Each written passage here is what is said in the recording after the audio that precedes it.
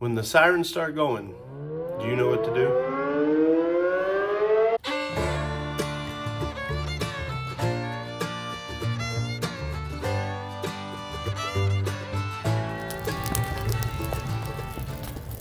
Hey, welcome back to the channel. All right, today's topic we're discussing is tornado preparedness. All right, so I would assume that most of us in the Midwest understand, or even in the South, we understand what to do during tornadoes, understanding the difference between tornado warning and tornado watch, stuff like that. Pretty simple for those of us that grew up in those areas. One of the things that I have come to witness is that not everyone has grown up in an area where this is something that is taught. So to any transplants to the Midwest or the South that's never had to deal with tornadoes, here's a great video for you. For those of us that do know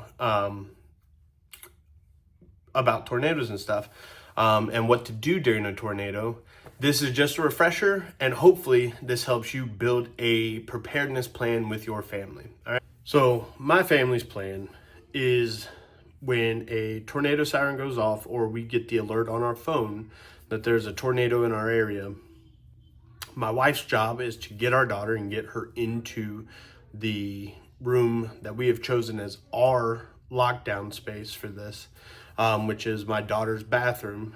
Her and my daughter get in the bathtub. My job is to get the mattresses that we keep in our daughter's room, and we'll show you those in a later part of the video.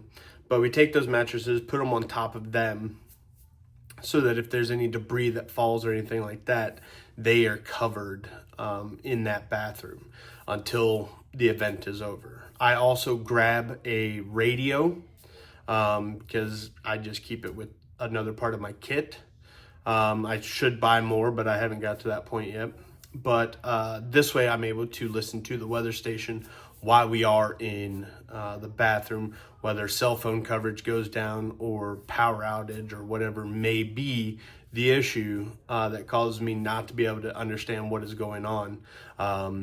Now I have a separate way of knowing what's going on with the outside world.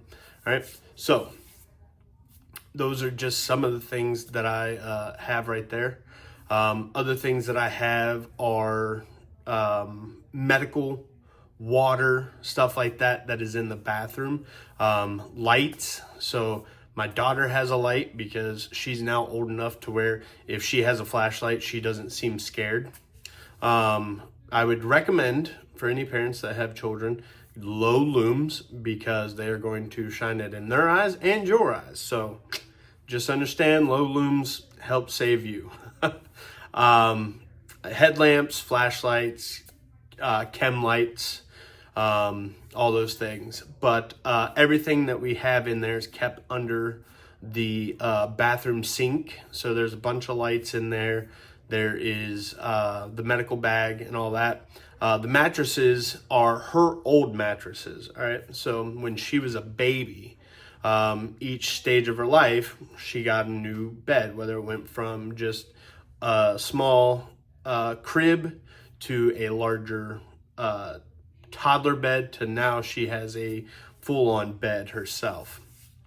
So we've kept the mattresses from those other beds, and we use those to cover up. The one is a large one, all right, and that one almost completely covers the top of the tub. We have a smaller one just in case we need it for any reason that can be thrown on top of that as well. So these are just a couple of the items that we keep in ours, and so hopefully you guys get an idea of some things that you can do to improve your situation, or maybe you're even already doing those things. All right, so this is the bathroom that we come into. All right, when a tornado is coming, we have medical, we have water, we have lights, have some alcohol in here if we need it for anything like that. Obviously, since it is a kid's bathroom, we have a lot of soap and bubble makers.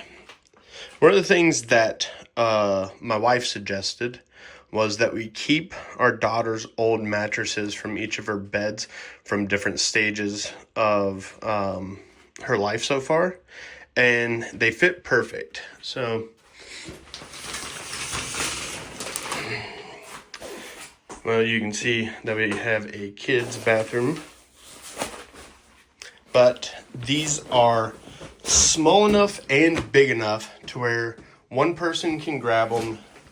They can be in the tub themselves and then use this to protect themselves. It covers the bathtub pretty well. All right, so let's get into the tools that I believe you should have on hand at your house if you do live in a tornado alley, right? So the first one I'm going to recommend is some sort of chainsaw. This one is just a 16-inch, right? This one is the 170, all right? The MS 170. Bought this 2019, I want to say. Bought this while we lived in Montana because we would cut down our own wood to use in our house. But picked this up. I love it. So this one here has, I don't even know how to best describe it, but you can adjust it for a winter mode and a summer mode and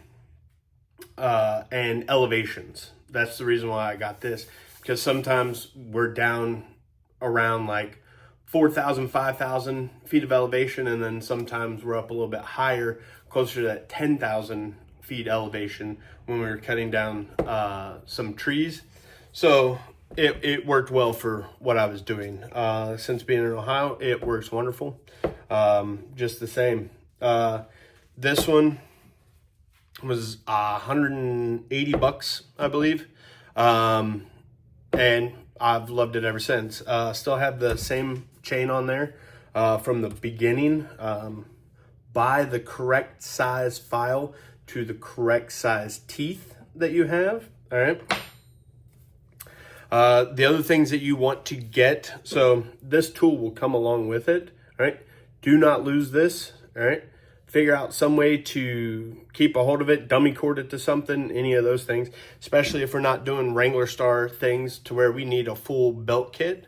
What I do is I have a 5-gallon bucket. It lives in the bottom of this.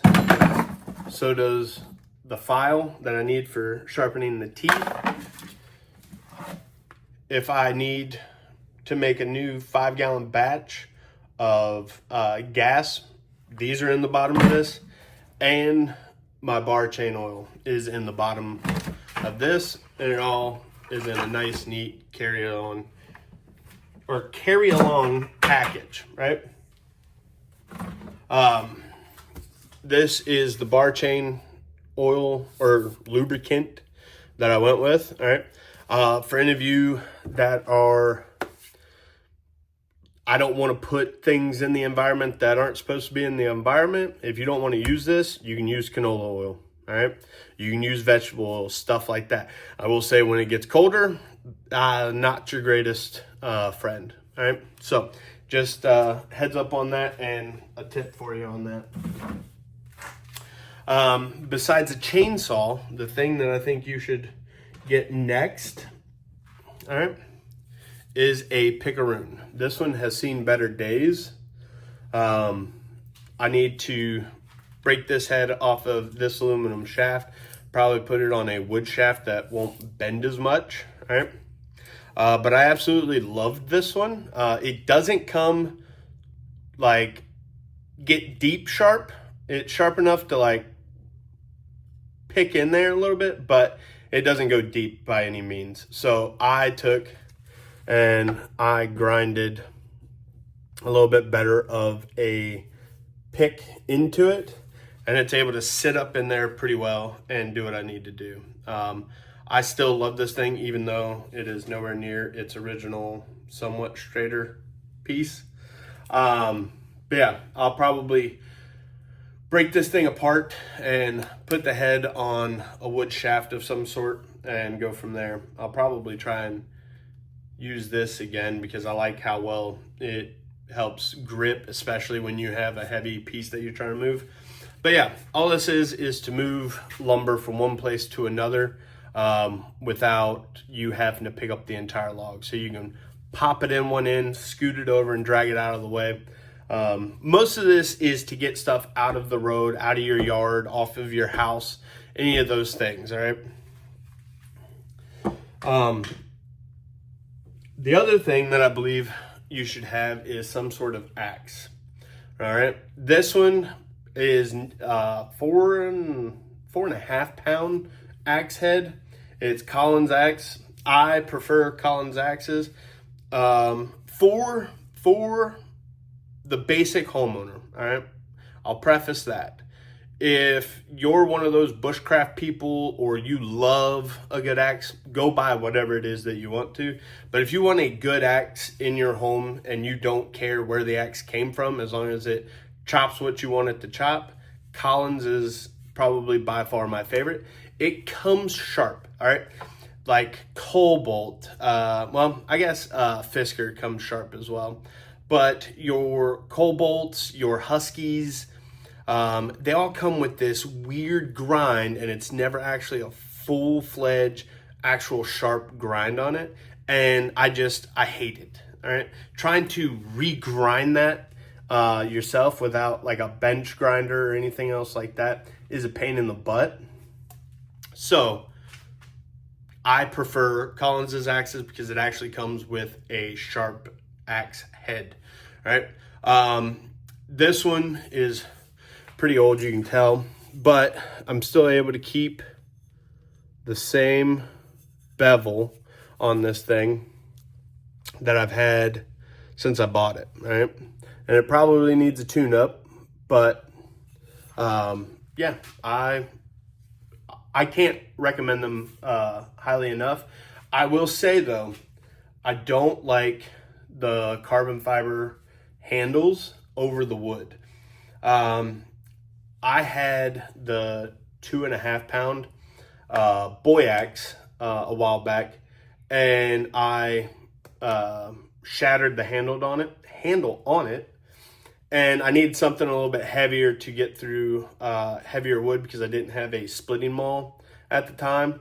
And so I picked this one up. It was a little bit heavier, but it only came in the fiberglass shaft.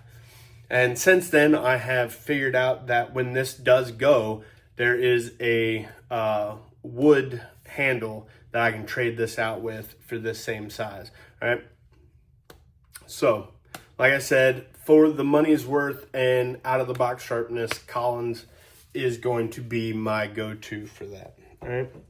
The other thing that you should have, sorry about that, had to reach behind you guys, is a file, all right? So this is one side is one direction. I don't know if you're going to be able to pick that up very well. All right, see how it's a single-sided split versus this side where it's going two directions, all right? I prefer a single side and a double side. Each are just for its own purpose, all right? When I'm trying to do very fine detail and like get it the exact edge I'm looking for, I want the one direction. The bi-direction is to just take off material as quickly as possible, all right? Besides those things, you don't need too much more. You can go with a little hatchet, stuff like that. But yeah, that's bare bones what I think you should have. If you just wanted to get the axe in the pick-a-room, go for it. You can probably do a little bit. I hope you're in good shape to just swing an axe all day for it. But you could probably be in good enough shape with the axe that you'll be fine, all right? I know there's not too many huge trees on people's properties anymore like there used to be. But go get what it is you want. You could get an electric chainsaw. You could get the gas chainsaw. It's all dependent on what you want, all right? Now, I'll tell you, if you're going to get the electric, make sure those batteries are staying charged, all right? Because we don't want to be in the tornado and then have to charge our batteries, because then we're kind of SOL, all right? So, I hope you guys enjoyed this video. I hope you liked the tools list that I have. If you think there's something else that I'm missing, just let me know. And I hope you guys enjoyed this video.